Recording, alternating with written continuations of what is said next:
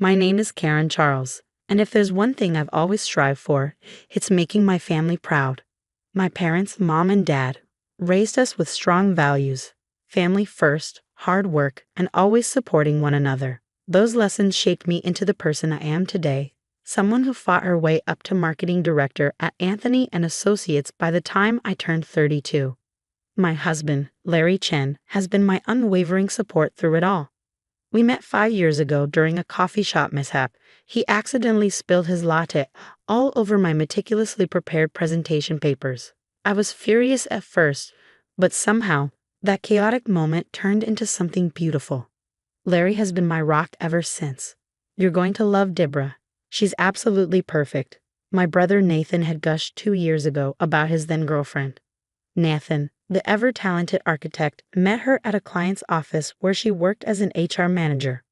"I've never seen your brother this happy," Mom whispered to me during their engagement party. She was right. Nathan practically glowed whenever he was around Deborah, and she seemed like everything we could ask for in a new family member. The first 6 months after their wedding were like a dream. Deborah charmed everyone. She came to our weekly Sunday dinners with homemade desserts, thoughtful gifts, and a knack for making everyone feel special. My friends adored her. "Karen, you're so lucky to have such an amazing sister-in-law," they'd say after meeting her at our social gatherings, and I agreed. Deborah seemed flawless, a radiant addition to the family. When a position opened up in the HR department at my company, I immediately thought of Deborah. "Are you sure about this, honey?" Larry asked one evening as I prepared her recommendation letter. Mixing family and business can be tricky. Of course, she's qualified, and it'll be great having her around.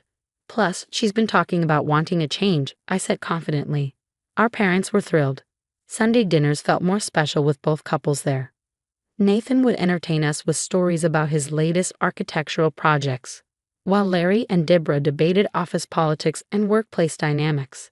"You used to draw building plans in crayon," I teased Nathan one night. "And you made me play office with your stuffed animals," he shot back with a laugh. "You two have such a special bond." Deborah chimed in, her smile warm. But looking back, perhaps it hid something darker. I didn't realize it at the time, but Deborah's kindness was a mask. Behind those perfect smiles and thoughtful gestures, she was already scheming to destroy everything I held dear.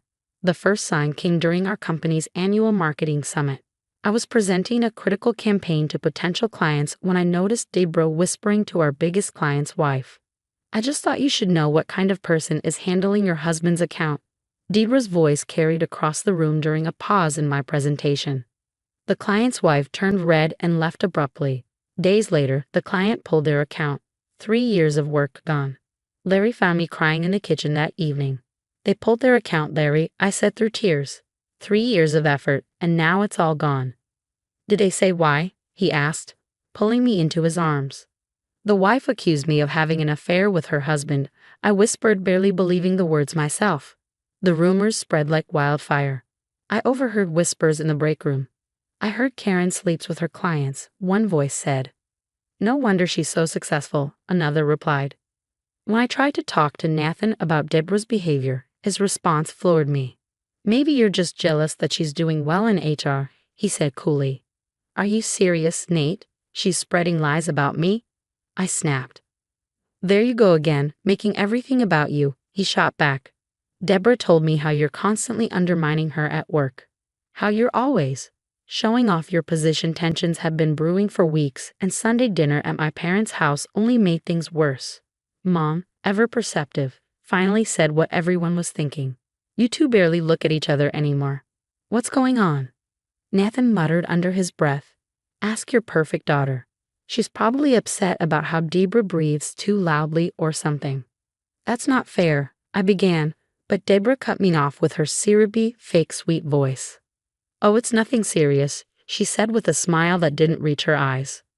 "Karen's just been under a lot of pressure at work.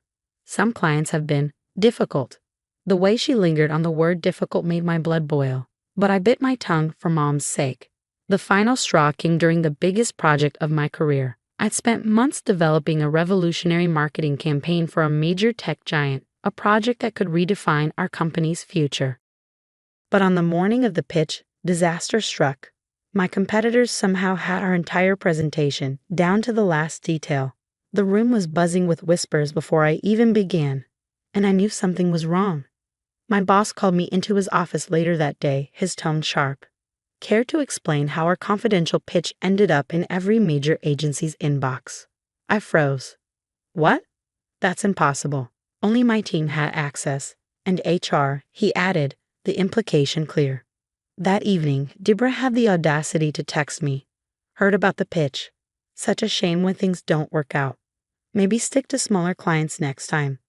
I showed the message to Nathan, hoping he'd finally see what she was doing. She's just trying to be supportive in her own way, he said defensively. Supportive? She's destroying everything I've worked for. Nathan glared at me. See, this is exactly what Deborah means. You always think everyone's out to get you. Maybe if you weren't so focused on being perfect all the time. I watched him walk away, blind to the manipulation. That night, another message from Deborah buzzed on my phone. Family dinner this Sunday should be interesting. Hope you're ready for what's coming. Her words felt like a threat, and I knew she wasn't done. The Crystal Room at Lizen was packed for my parents' 35th wedding anniversary. It should have been a joyful celebration, but I couldn't ignore the storm brewing. Deborah, wine glass in hand, grew louder with every refill. A toast, she slurred, raising her glass. To perfect marriages, she glanced at me with a mocking smile. Like Karen's picture-perfect life with Larry. Some of us aren't so lucky, right, Nathan? Nathan leaned toward her, whispering, maybe you should slow down. Why? She snapped. So your sister can keep pretending she's better than everyone. Her voice cut through the room, always the golden child. The perfect daughter. Perfect wife. Perfect everything. Mom tried to calm her. Sweetheart, let's focus on celebrating. Oh, I am celebrating, Deborah interrupted, stumbling to her feet and grabbing her purse. Celebrating the fact that I finally have proof of what a manipulative witch your daughter really is. She pulled out a stack of papers, waving them dramatically. Look what I found, emails between Karen and Nathan. She's been telling him to leave me for months. That's not true. I stood, my heart pounding. Nathan, I haven't even been able to reach you for weeks because I blocked her number, Deborah interrupted with a smirk. She turned to Nathan. For your own good, baby. Look at these messages she sent. Nathan grabbed the papers, his face shifting as he read. These dates. I never received these emails. And this isn't Karen's email address. This is a fake account. What? Deborah's smug expression faltered. And these responses, I never wrote these. He stared at her, his voice breaking. Deborah, what did you do? The room fell silent until Maria, Deborah's assistant, stepped forward hesitantly. I can't stay quiet anymore, she said, pulling out her phone. I have something everyone needs to see. She pressed play on a video. Deborah's voice rang out clearly. I want every email between Nathan and his sister intercepted. Forward them to me before deleting them. And send these fake responses from the account I created. Karen Charles needs to learn her place. A collective gasp rippled through the room. Nathan's face went ashen. You've been intercepting my messages, he whispered, making me think Karen was ignoring me. I had to. Deborah cried. She was turning you against me. She's always been jealous of our marriage. Jealous? I said, unable to hold back.